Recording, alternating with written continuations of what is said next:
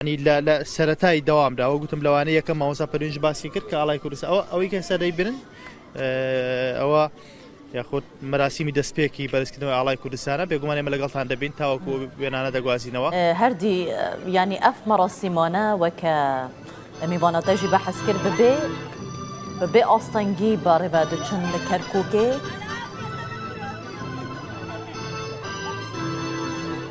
هەوارەوەی من ئاگادارم هیچ مۆڵەتێکی فەرمی بۆ ئەم مەراسیمانە ڕێک نەخراوە و بە شێوەیەکی فەرمیش لەلایەن ئەو هێزە چەکدارانەی کە لە کەرکووک حکومڕانیان لەدەستا بەرزکردنەوەی ئاڵای کوردستان یاخود بوونی ئاڵای کوردستان قەدەغەیە بەڵام ئەمڕۆ یعنی زیاتر وەکو دکتۆرێک لە تەحەدا ئەمە کراوە بەگەوەی کە یعنی ئەوان پابەندن بەوەی کام قوتابخانەکان سەر بە حکوومەتی هەرێمی کوردستانن هەم خوێندن و مەنهەجیان